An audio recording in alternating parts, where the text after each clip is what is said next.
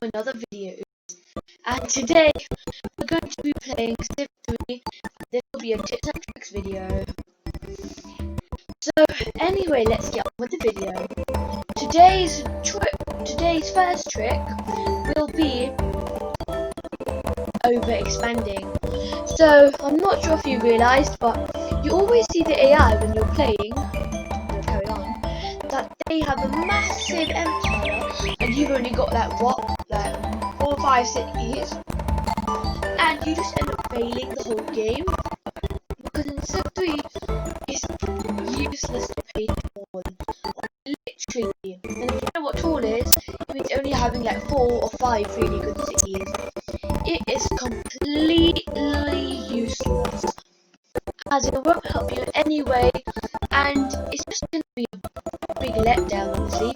But however, if you play wide, which is building lots of cities like I have, then you will see that it helps you in many cases. For example, pumping out units if you were going to do military rush, just like I did to the Mongols. I took the city of Kazan and raided their city of, I don't know what that was called. But yeah, so you can see that it's a great way to military rush someone. And basically it's a great thing in every single aspect. Like if you look here, you can see I'm building a great library now that I've sort of almost come to the near end of the expansion phase. And if you look here, because due to the fact I have an expansion phase, if you look at my score, I have the best score. If you look at my power, I have the most power. And if you look at culture, I have a pretty good culture. So this is what happens when you play, when you overexpand. So yeah, this is the best thing you can do in a game. Civ 3, unlike newer games, is perfect. It's made for expanding. Like at the beginning, I wasn't much of an expander. But if you have a look, this game you're supposed to expand. Like there is no doubt about that. The second your city reaches level 3, expand. I sort of come to the near end of the expansion phase, as you can see, so it's not much of a big deal anymore. But I still will be expanding where I can, just to fill up all the little gaps, and maybe even due to the fact that I can expand and I have so many cities, I can just wipe the Mongols and take all this land for myself. So yeah. Also, I don't know what I was going to say there. I'm perfectly fine. So this is perfectly useful. And tip number 2 is to use the happiness slider.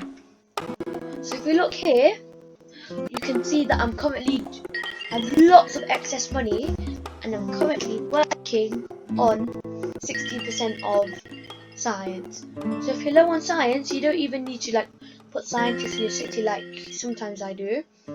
All you need to do is send it to 100. Obviously that would lose a lot of my money because that's a bit expensive, but you can see now, if I just look at the massive difference, 629, you can see it's pretty useful. And then also I can just use the happiness slider a bit by like making my citizens happy if you have any civil disorder problems. For example, if I look back into my city of, what's it called, Ika. Now if I go on here, let me scroll down a bit, there's Ika, which has got unhappy labour. If I do this, make 1 happy labour, which will stabilise my happiness and whatnot. So yeah, that is a very useful trick, as it can save you lots of civil disorders and it can help you throughout the game. And because of what I've seen other people play, they tend to forget to use a slider, which is a massive thing, and I really consider using it. Number 3, I just keep forgetting. Always check trade. Some people don't tech trade because they think of it as helping the AI, but if you don't, for example, don't tech trade, then for example, if I don't give these guys pottery, Alexander might end up giving them pottery. So when you tech trade, you benefit, and so do the other person. Because if you don't give it to them, eventually someone else will, and that's not benefiting you if someone else is trading. For example, let me sort on the Ottomans. They've got monarchy.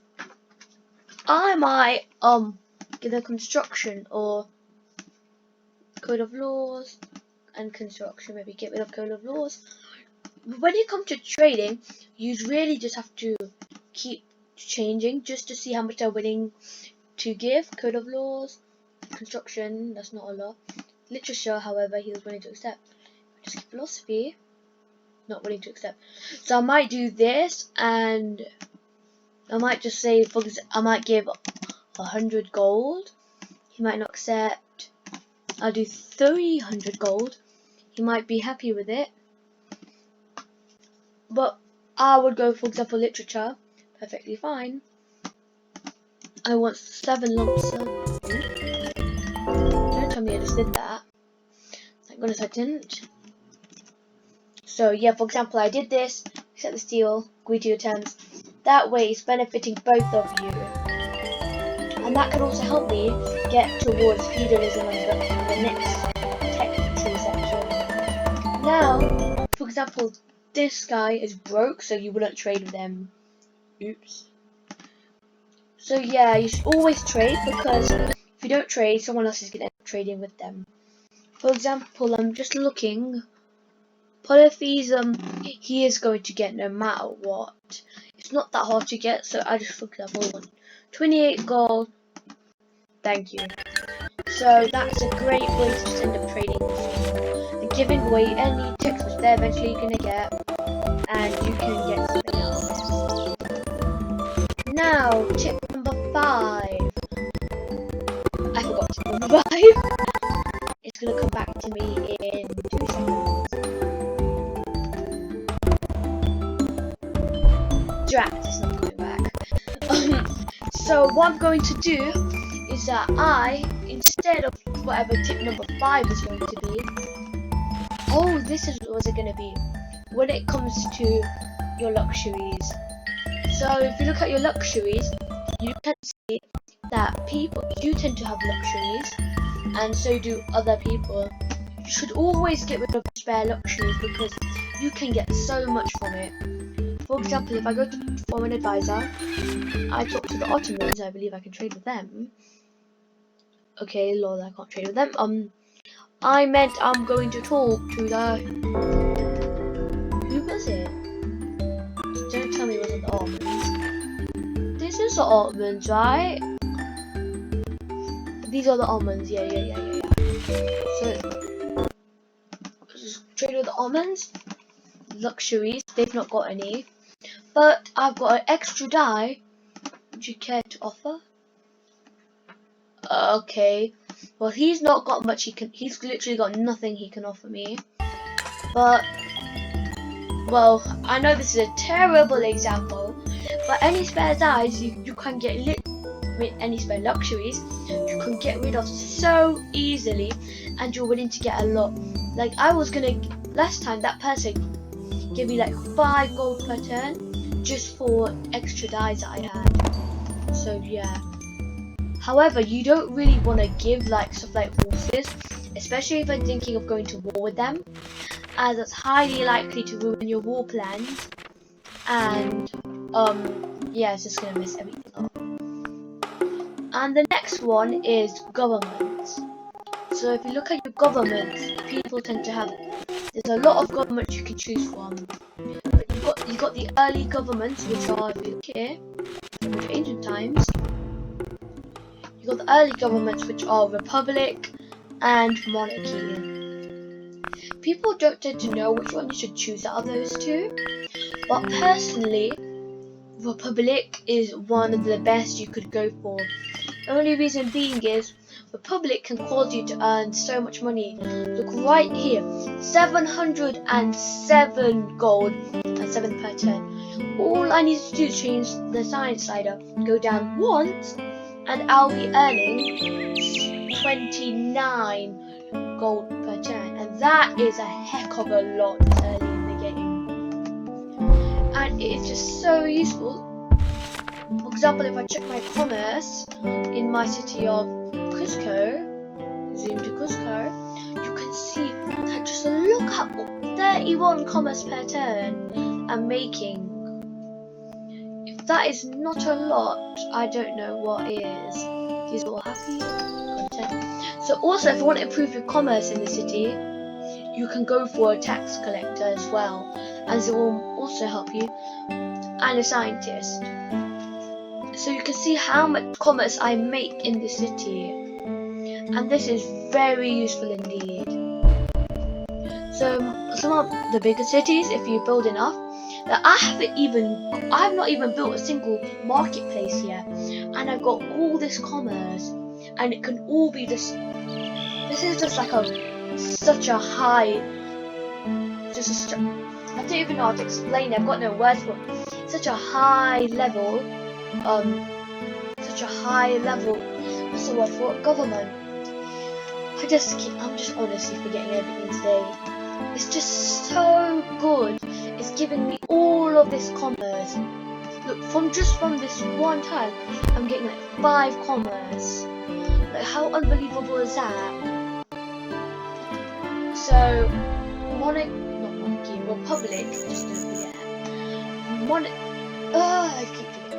Republic is one of the best ways to go, as it's just so OP at this stage. So, and also it can be a pretty good way when it comes to fighting, and that is not to be mistaken. Just in case you don't know, it's perfect. It's literally the perfect government. And tip number 6, which was, if you have a look, you can find it. Where is it? Oh my goodness, I can't find it. Oh, I remember now. Tip number 7, I believe, is, or 6, I can't remember, is with your workers. Always build lots of workers. Like, workers should be a pretty good high priority. Only reason being is workers can help you quite a lot, and there's not a lot of people build workers, but they are very useful. And did you know if you build roads towards other cities, it can actually reduce corruption in that city? Yeah, that's a very useful trick. But workers are good for almost everything. For example, irrigation. So when you irrigate, you're gonna get bonus food. But if you're out of what's it called? If you're not in despotism, you're going to get a huge bonus as the despotism penalty, which is if you have over 2 food, it will minus 1 food from whatever you're growing. So if you look now that if you're out of despotism, you can see that it's got 3 food on these tiles, and that is a very good amount, as workers can help you a lot. And also workers can be used for getting rid of all these jungles that you tend to find, because jungles tend to be really annoying, as they take ages to get rid of, and they just cause diseases and get in the way of whatever you need to work on. And if you look in most of my cities, I've got lots of commerce because of the Republic, and I'm getting additional things as well. So if you look in all my cities, you can see due to what the workers do, you can see that look how much production, look how much commerce, just from that one tile which has been improved. So that gave me extra commerce and extra production, which is so useful. And if you look at the irrigation, that's just growing my seed. This city is level 8. That's pretty decent considering that was like my main city for pumping out settlers. So yeah, and well, all these workers are doing, and all they're doing is helping me as they're building roads, reducing corruption. It is just ultimately useful. So here's another tip, which if I load my other scenario, is what to do when you've got such a rubbish start. But there's also many other things you can do as well. There's just so many tips and tricks I could give you. I don't know which one's going to be easier. I'll just say my Gandhi of the Indian ones. So where like went wrong in this badly. So you are going to have to wait a bit. I apologize if you didn't like the video so far because I kept forgetting because I'm very forgetful. But once it's loaded, we'll be able to see what I've done in here. So this was a problem that I did in here, linking back to the first trick, was I didn't expand enough. It's already AD, 540 AD, and I've only got 3 cities. How rubbish is that? Just 3 cities, which is terrible, and I've not even expanded a lot. I've not even been searched a lot. Just look how not a lot I've searched. Which brings me to my 8th tip, which is build scouts. And if you're not an expansionist here, you might want to go for just build lots of warriors then at the beginning, so that you can explore and pop lots of huts, which the enemy will go and try pop. And the reason I'm using the term enemy is because whatever they are not your friends, as eventually you can end up having like bad relations with them, and that just sends everything downhill. Like before I was in war with the Celts, I didn't manage to do much because, well, I haven't scouted a lot. I didn't really know they had lots of cities. All I did was rubbish. Look how rubbish. Only 3 swordsmen attacking 1 city. How well did you think that is? Not a lot. So my advice to you all is to, well, do that. And if we look at my next save, which if I carry on, I don't know why I've got all these weird saves. Mao of the Chinese. I don't want to save game, just apologise. Just want to load game. And if I look at Mao of the Chinese, where is it? I just lost it all. This didn't end up quite a well video, but I'm still trying to find where is that save for. Let's just say this one, for example. I've literally done nothing and I just decided to leave. Oh my gosh, what just happened to this? So, well, let's just say Theodora of the Byzantines. Let's just go to that save, and then we'll see how terrible I've done there, as everywhere has done horrible whenever I play, because literally there's Zora right there acting weird.